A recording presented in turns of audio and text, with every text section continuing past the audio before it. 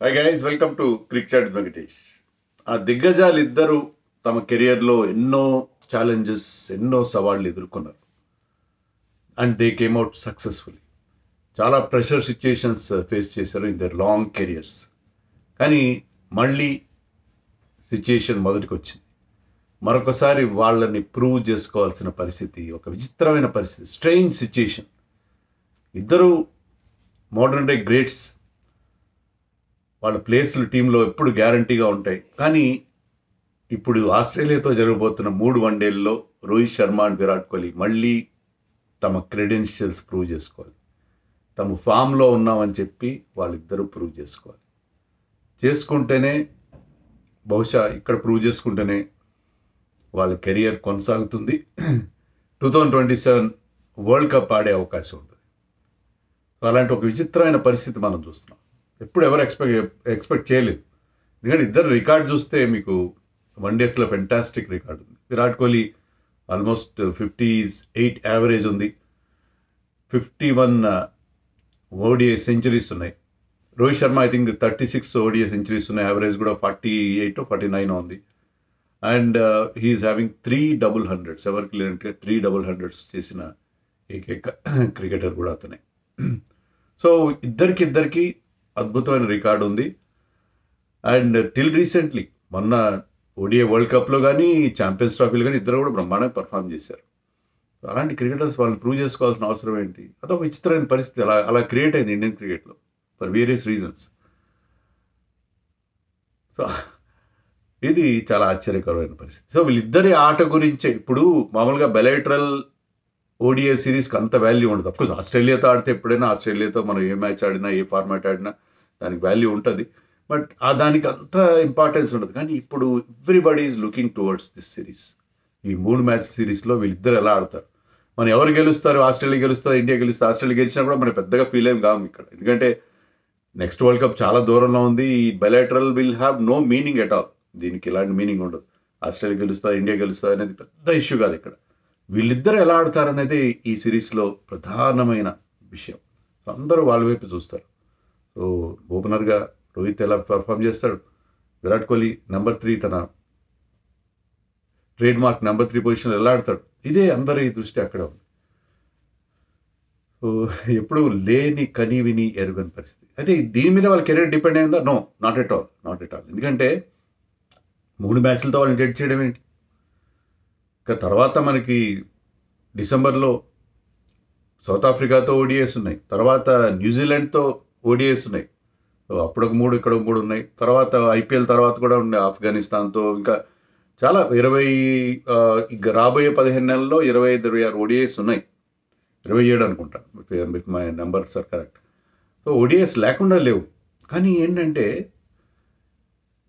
చాలా గ్యాప్ తర్వాత వాళ్ళు టెస్ట్ క్రికెట్ నుంచి రిటైర్ అయిన తర్వాత, ఛాంపియన్స్ ట్రోఫీ గెలిపించిన తర్వాత, అంటే మార్చిలో ఛాంపియన్స్ ట్రోఫీ గెలిపించిన తర్వాత ఐపీఎల్లోనే వాళ్ళు చూసాం. సో 6-7 నెలల తర్వాత మళ్ళీ వాళ్ళు కాంపిటేటివ్ క్రికెట్ ఆడుతున్నారు. ఎలా ఆడతారు, ఈ గ్యాప్లో వాళ్ళ ఆట ఎలా ఉంది, అది చాలా ఇంపార్టెంట్. సో అంతే తప్ప ఈ 3 మ్యాచ్ల్లో వాళ్ళు బాగా ఆడితేనే వాళ్ళ కెరీర్ కొనసాగుతుంది కాదు. కానీ ఈ 3 మ్యాచ్ల్లో బాగా ఆడితే ఏంటంటే మళ్ళీ ఆటోమేటిక్గా వాళ్ళకి కాన్ఫిడెన్స్ వస్తుంది, వాళ్ళ ఫ్యాన్స్ కూడా చాలా ఒక ఉత్సాహం వస్తుంది. ఇవన్నీ చాలా అవసరం. ఇక్కడ వాళ్ళు పర్ఫామ్ చేయడం చాలా అవసరం. Well began is half done అంటారా. ఇప్పుడు మళ్ళీ ఎప్పుడైతే వాళ్ళ మీద డౌట్స్ వచ్చినాయి, వాళ్ళిద్దరు ఇక్కడ ఆడతారన్నమే పెద్ద న్యూస్ అయింది. అప్పుడే నేను వీడియో చేశాను, రోకో టు రిటర్న్ అని చెప్పి. సో అది పెద్ద న్యూస్ అయింది, వాళ్ళిద్దరు మళ్ళీ ఆడుతున్నారు అనేది పెద్ద న్యూస్ అయింది. అలాంటి సిచ్యుయేషన్లో వాళ్ళిద్దరూ మళ్ళీ ఆడుతున్నారంటే ఆడడంతో పాటు బాగా ఆడాలి. సో వాళ్ళ మీద ప్రెషర్ ఉంది. They have to perform here. దానివల్ల ఏంటంటే మళ్ళీ ఖచ్చితంగా వాళ్ళకి కాన్ఫిడెన్స్ వస్తుంది. నేను నాకు తెలిసి ఇద్దరు కూడా నెక్స్ట్ వరల్డ్ కప్ ఆడాలని చాలా గట్టి పట్టుదలతో ఉన్నారు. అది వాళ్ళిద్దరూ ఓపెన్గా ఎవరు చెప్పలేదు. కానీ ముందు మనం ఒక్కొక్క విషయం క్లియర్ చేయాలి. లేటెస్ట్గా వస్తున్న న్యూస్ ప్రకారం Rajeev Shukla, vice president of BCCI, చాలా ఇన్ఫ్లుయెన్షియల్ పర్సన్. ఆయన ఏమన్నాడంటే, చాలామంది అంటున్నారు ఇది లాస్ట్ సిరీస్ అవుతుంది, ఇద్దరికి ఫేర్వెల్ సిరీస్ అవుతుంది, 3 మ్యాచ్లు ఆస్ట్రేలియాతో జరగబోయే 3 మ్యాచ్లు ఈ ఓడిఐ సిరీస్ ఇద్దరు ఫేర్వెల్ సిరీస్ అవుతుంది అంటున్నారు. అలాంటిదే లేదు అని ఆయన ఖరాఖండిగా చెప్పాడు. He knows things are true. So అతను చెప్పాడంటే అలాంటిది ఏం ప్రమాదమే లేదు. ఒకప్పుడు అది కూడా టాక్ వచ్చింది కదా, ఫేర్వెల్ సిరీస్ కాబోతుంది, తర్వాత ఈ సిరీస్ అవగానే వాళ్ళిద్దరూ గుడ్ బై చెప్పేస్తారు. అలాంటిది ఏం లేదని నెంబర్ 1 ఇండికేషన్. నెంబర్ 2 ఏంటంటే విరాట్ కోహ్లీకి చాలా సన్నిహితంగా ఉండే దినేష్ కార్తిక్. ఎందుకంటే ఆర్సీబీకి అతను మెంటర్ కదా, batting coach whatever. So ఆర్సీబీలో అతనితో క్లోజ్గా ఉండే దినేష్ కార్తిక్ ఒక స్పెసిఫిక్ స్టేట్మెంట్ ఇచ్చాడు, వీడియో స్టేట్మెంట్. అదేంటంటే విరాట్ కోహ్లీ చాలా కీన్గా ఉన్నాడు మళ్ళీ నెక్స్ట్ వరల్డ్ కప్ ఆడాలని. లండన్లో ఉన్న వారానికి ఒక 2-3 సెషన్స్ అతను బ్యాటింగ్ చేస్తున్నాడు అని చెప్పి, అంటే క్లియర్గా, అంటే విరాట్ కోహ్లీ పర్మిషన్ లేకుండా అలాంటి దేవుడు కదా అతను. సో అతను మా మాట చెప్పాడు. విరాట్ కోహ్లీ ఒక ట్వీట్ కూడా చేశాడు. అంటే వెన్ యూ ట్రూలీ ఫెయిల్, నాకు కరెక్ట్గా వర్డింగ్ గుర్తులేదు, when you truly fail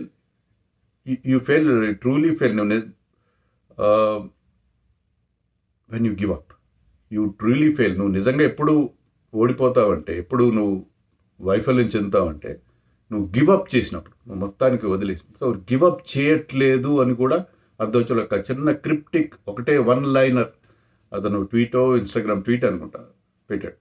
so give up చేయట్లేదు నేను అని అతను క్లియర్గా చెప్పడం జరిగింది. సో గివప్ చేయట్లేదు అంటే అది indication that no I'm going to fight it out, I will be there still. అంటే పట్టుదలగా ఉన్నారు, ఇద్దరు పట్టుదలగా ఉన్నారు. రోహిత్ శర్మ నుంచి అలాంటి స్టేట్మెంట్స్ రాలేదు, కానీ అతని ఫిజికల్ అపియరెన్స్ ఒక స్టేట్మెంట్. ఎందుకంటే అతను I think is lost more than 10 kgs weight, చాలా చాలా ఫిట్గా కనిపిస్తున్నాడు, ఎప్పుడు లేనంతగా. అంటే రెగ్యులర్గా క్రికెట్ ఆడుతున్నప్పుడు కూడా ఎంత ఫిట్నెస్, కానీ ఈ గ్యాప్లో అతను ఈ work done his fitness. Abhishek Nayar కూడా స్టేట్మెంట్ ఇచ్చాడు, అతను బాగా క్లోజ్గా ఉండే అభిషేక్ నయ్యర్ ఆధ్వర్యంలోనే ఈ ఫిట్నెస్ రెజిమెన్ జరిగినట్టుగా ఉంది. గతంలో దినేష్ కార్తిక్తో కూడా అతను వర్క్ చేసినట్టు మనకు తెలుసు. సో అభిషేక్ నయ్యర్ కూడా చెప్పాడంటే Virat is looking more fitter, more healthier అని చెప్పి అతను. సో అతని ఫిట్నెస్సే ఒక స్టేట్మెంట్. ఎందుకంటే ఇప్పుడు ఎందుకంత ఫిట్ అవుతాడు, ఏ మోడలింగ్ చేయాలా లేకపోతే సినిమాలు యాక్ట్ చేయాలా Rohit Sharma? He wants to become fit and be like that till the next world cup. So వాళ్ళిద్దరు చాలా పట్టుదలతో ఉన్నారు, దాంట్లో నాకు ఎలాంటి సందేహం లేదు. వాళ్ళిద్దరు ఆడాలని పట్టుదలతో ఉన్నారు. ఇండియన్ క్రికెట్ అంత కీన్గా ఉందా వీళ్ళిద్దరు ఆడాలనేది నాకైతే తెలియదు. ఎందుకంటే ఇండియన్ క్రికెట్లో ఎలా ఉంటుందంటే వీళ్ళిద్దరు సీనియర్స్ ఎందుకబ్బా, ఇంకా కొత్త వాళ్ళు వస్తున్నారు కదా. ఇప్పుడు మన దగ్గర కూడా ఎవరు కామెంట్ పెట్టారు, నెంబర్ 5 దాకా అందరూ రైట్ హ్యాండర్సే ఉన్నారు. ఇప్పుడు గౌతమ్ గంభీర్ హయాంలో ఎట్లా ఉంటుందంటే, అంటే కరెక్టే, చాలా మంచి ఉద్దేశం ఏంటంటే లెఫ్ట్ రైట్ కాంబినేషన్స్ ఉండాలి. ఇప్పుడు రోహిత్ శర్మ, గిల్ ఓపెన్ చేస్తారు. నెంబర్ 3లో విరాట్ కోహ్లీ, నెంబర్ 4లో శ్రేయస్ అయ్యర్, నెంబర్ 5లో రాహుల్. సో మీకు ఎక్కడ లెఫ్ట్ హ్యాండర్స్ లేరు. మీరు ఏం చేయాలంటే అక్షర్ పటేల్ని ఎక్కడో 4లోనే ఎక్కడో దించాలి, విచ్ ఇస్ నాట్ కరెక్ట్. ఎందుకంటే శ్రేయస్ అయ్యర్ మరి లేట్గా అయిపోతాడు, కేఎల్ రాహుల్ లేట్ అయిపోతాడు. సో ఈ కాంబినేషన్ అంటే వీళ్ళిద్దరు ఆడడం వల్లే వచ్చిందని కాదు, కానీ జనరల్గా వీళ్ళిద్దరు ఆడడం వల్ల అందరూ రైట్ హ్యాండర్స్ ఉన్నారు. గిల్ ఓపెన్ చేస్తాడు, 4లో శ్రేయస్ అయ్యర్, 5లో రాహుల్, లేదంటే అక్షర్ పటేల్ నీకు ముందుకు లాక్కొచ్చి అతను నెంబర్ 4లో ఆడిస్తే మీకు లెఫ్ట్ రైట్ కాంబినేషన్ వస్తుంది. అలా కాకుండా వీళ్ళిద్దరు రిటైర్ అయితే మీకు యశస్వి జైస్వాల్ ఉన్నాడు, అభిషేక్ శర్మ ఉన్నాడు, తిలక్ వర్మ ఉన్నాడు, రిషబ్ పంత్ ఉన్నాడు అవసరం. వీళ్ళందరూ లెఫ్ట్ హ్యాండర్స్, వీళ్ళందరినీ ముందుకు తీసుకురావచ్చు. ఇలాంటి ఒక థింకింగ్ ఉంటుంది, లెఫ్ట్ రైట్ కాంబినేషన్. మనం చూసాం కదా ఏషియా కప్లో T20 ఫార్మాట్, కానీ అక్కడ మనకి సగం మంది లెఫ్ట్ హ్యాండర్స్ ఉన్నారు. మనం ఆడిన number 8 బ్యాటర్స్లో 4 left handers, 4 right handers. ఒక సిచ్యుయేషన్లో 3 లెఫ్ట్ హ్యాండర్స్ వరుసగా బ్యాటింగ్ చేసిన పరిస్థితి కూడా. అలాంటి ఒక కాంబినేషన్ వాళ్ళు. ఇంకోటి ఏంటంటే వీళ్ళిద్దరు కూడా బౌలింగ్ చేయరు.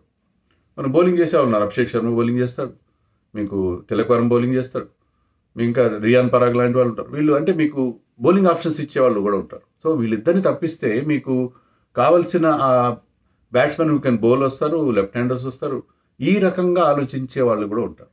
కానీ the value they give, the kind of starts Rohit Sharma has been giving. Rohit Sharma explosive starts ఇస్తున్నాడు. అభిషేక్ శర్మ T20స్లో ఎలా ఆడుతున్నాడు, రోహిత్ శర్మ వన్డేస్లో అలా ఆడుతున్నాడు, చాలా ఎక్స్ప్లోజివ్గా ఆడుతున్నాడు. వరల్డ్ కప్ నుంచి తర్వాత మనం ఎక్కడ చూసినా, మనం శ్రీలంకలో చూసినా, ఎక్కడ చూసినా కూడా అతను బ్రహ్మాండమైన స్టార్ట్ అందిస్తున్నాడు. T20 గేమ్ లాగా ఆడుతున్నాడు వన్డేస్లో. అది అతని లేటెస్ట్ స్టైల్. తర్వాత విరాట్ కోహ్లీ విషయానికి వస్తే, విరాట్ కోహ్లీ మొన్ననే కదా ఛాంపియన్స్ ట్రోఫీలో కూడా ఎంత అద్భుతంగా బ్యాటింగ్ చేశాడు, ఎంత అద్భుతంగా పర్ఫామ్ చేశాడు. సో విరాట్ కోహ్లీ ఆ చేజ్ మాస్టర్గా, the way he masters chases, the way he controls the middle overs, ఆ మిడిల్ ఓవర్స్ కానీ చివరిదాకా నిలబడడం కానీ అది ఆ క్వాలిటీ మీకు రాదు కదా. కొత్త కుర్రాళ్ళు దే ఆర్ వెరీ గుడ్. కానీ అలాంటి క్వాలిటీని we cannot expect from others ఇమ్మీడియట్గా కాదు. సో వాళ్ళు ఇంకా ఆడుతున్నారు, ఫిట్గా ఉన్నారు. 39-40 అవుతారు అప్పటికి, ఓకే, వరల్డ్ కప్ టైంకి. కానీ fitness age is just number. అలా చూసుకుంటే వాళ్ళిద్దరు కూడా వాళ్ళు పట్టుదలగా ఆడితే, వాళ్ళు కౌంటీ క్రికెట్ ఆడాలి. కౌంటీల్లో వాళ్ళకి ఏదో అగ్రిమెంట్స్ కుదరలేదు లాస్ట్ ఇయర్, ఈ కరెంట్ ఇయర్లో. కానీ వాళ్ళు ఏదో ఒకటి చేసి ఇంగ్లాండ్లో కౌంటీ క్రికెట్ ఆడాలి. ఏదో రకంగా they should continue to play competitive cricket and be fit for the next world cup. ఎందుకంటే ఈ 1 daysలో వాళ్ళ వాల్యూ ఖచ్చితంగా ఉంది. సౌత్ ఆఫ్రికాలో జరగబోతుంది. అందుకే ఇక్కడ కండిషన్స్ కూడా సిమిలర్గా ఉంటాయి కాబట్టి ఇక్కడ పర్ఫామ్ చేస్తే, ఈ 3 1 daysలో వాళ్ళు పర్ఫామ్ చేస్తే అది డెఫినెట్గా వాళ్ళకి ముందు చాలా మంచి వాళ్ళకి కాన్ఫిడెన్స్ ఇస్తుంది, ఖచ్చితంగా కాన్ఫిడెన్స్. అందుకే ఇది 1 days కాదు, ఇది టెస్ట్. వాళ్ళిద్దరికి టెస్ట్ క్రికెట్ ఎందుకంటారంటే అది టెస్ట్ యువర్ ఎబిలిటీస్. అలాగే ఈ 1 day సిరీస్ ఇది test series like for that. ఇది 1 day కాదు, టెస్ట్ సిరీస్ వీళ్ళిద్దరికి ఖచ్చితంగా ఒక లిట్మస్ టెస్ట్ అని చెప్పడానికి నాకు ఎలాంటి సందేహం లేదు. ఇద్దరి పర్ఫార్మెన్స్ చాలా బాగుంది. మీకు వాళ్ళ రికార్డు కనుక చూస్తే ఆస్ట్రేలియాలో they always does well even in 1 days. Even test మ్యాచ్లో కూడా విరాట్ కోహ్లీ బ్రహ్మాండంగా పర్ఫామ్ చేశాడు అక్కడ. ఈవెన్ రోహిత్ కూడా ఇక్కడ 1 daysలో చాలా బాగా. I think Virat Kohli played some 29 ODIs in ఆస్ట్రేలియాతో మిగతా టీమ్స్తో కూడా కలిపి 29 ODIs ఆడితే ఆస్ట్రేలియా గడ్డ పైన. దాంట్లో అతని యావరేజ్ 51 ఉంది. 5 centuries, 6 50s ఉన్నాయి. సో అద్భుతమైన రికార్డు ఉంది అతనికి. సో 51 యావరేజ్, 5 centuries ఉన్నాయి, 6 50s ఉన్నాయి, 133 131 నాట్అవుట్, అది హైయెస్ట్ స్కోర్. రోహిత్ శర్మకి కూడా అంత మంచి రికార్డే ఉంది. రోహిత్ శర్మ కూడా అన్నీ రన్స్ చేశాడు. అతను ఎక్కువ 30 matches ఆడాడు అక్కడ, 30 ODIs ఆడాడు ఆస్ట్రేలియా గడ్డ పైన. అతనికి 5 centuries ఉన్నాయి, 3 50s ఉన్నాయి. And is having a better average, 53 average ఉంది. 171 not out is highest score. So ఇద్దరికి కూడా అక్కడ బ్రహ్మాండమైన రికార్డు ఉంది. They like the conditions there. అక్కడ బాల్ నైస్గా బ్యాట్ మీదకి వస్తుంది. So they enjoy that condition. వాళ్ళ స్ట్రోక్ ప్లేకి చాలా అనుకూలంగా ఉంటుంది. So they enjoy that kind of a thing. So ఇద్దరు అక్కడ సక్సెస్ అవ్వడానికి అంత వాళ్ళు కూడా చాలా కీన్గా ఉన్నారని. ఇంకొక ఎగ్జాంపుల్ ఏంటంటే, ఆస్ట్రేలియా మనకి చాలా లాంగ్ జర్నీ. మీరు సింగపూర్లో లైవ్ ఓవర్ ఉంటుంది, తర్వాత అక్కడి నుంచి ఆస్ట్రేలియా వెళ్ళాలి. లాంగ్ జర్నీ అయిన తర్వాత ఇమ్మీడియట్గా ఆప్షనల్ సెషన్ ఉంది ఫస్ట్ డే రోజున. నిన్న వాళ్ళకి నాకు డేట్ అంటే మీకు నిన్న అవుతుంది, నాకు అర్థం కాలేదు. వాళ్ళు ఇద్దరు కూడా ప్రాక్టీస్కి వచ్చారు. 5 వచ్చారు ప్రాక్టీస్కి. ఎవరెవరు వచ్చారు? Rohit, Virat, Harshdeep Singh, Harshit Rana and KL Rahul. వీళ్ళే 5 ప్రాక్టీస్కి వచ్చారు. Optional session. మిగతా వాళ్ళందరూ they prefer to take rest. కొంతమంది ఇంకా అసలు తర్వాత నెక్స్ట్ ట్రిప్లో వస్తున్నారు, కుల్దీప్ లాంటి వాళ్ళు, సిరాజ్ లాంటి. సో ఈ 5 వచ్చారు. 5లో వీళ్ళిద్దరు ఉన్నారు. వచ్చి they did fitness drills and also they did lot of batting కూడా చేశారు. సో ఎంత కీన్గా ఉన్నారు ఇక్కడ సక్సెస్ అవ్వాలని. ఇక్కడ it is going to be a statement from both of them. ఇక్కడ మేము బాగా ఆడి వీఆర్ నాట్ ఫినిష్డ్ అని ఒక స్టేట్మెంట్ ఇవ్వడానికి ఇద్దరు చాలా అంటే చాలా కీన్గా ఉన్నారు. అందుకే ఈ సిరీస్ ఇద్దరికి కూడా చాలా important and they will definitely succeed అని అనుకుంటున్నాను. సో అంతా వాళ్ళు మెంటల్గా కూడా టఫ్గా ఉంటారు కాబట్టి I think they will prove it here. So ఇదే ఈ సిరీస్ మీద ఫుల్ ఫోకస్ ఇద్దరి మీద ఉంటుంది. గెలుస్తారా, ఓడతారా, ఏం చేస్తారు, ఏమి అసలు 11 ఎలా ఉంటుంది, ఇవన్నీ కూడా పెద్దగా ఎవరికి ఇంట్రెస్ట్ కలిగించలేదు.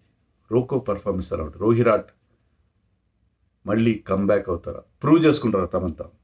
వాళ్ళు ప్రూవ్ చేసుకోవడం ఏంటి ఈ స్టేజ్లో, వాళ్ళ కెరియర్ చరమాంకంలో వాళ్ళు ఇలా ప్రూవ్ చేసుకోవాలి చాలా అన్ఫార్చునేట్. దానికి కారణాలు ఏంటనే మనం ఇప్పుడు ఏం మాట్లాడదు, కానీ చాలా unfortunate. But they have to prove and they will prove.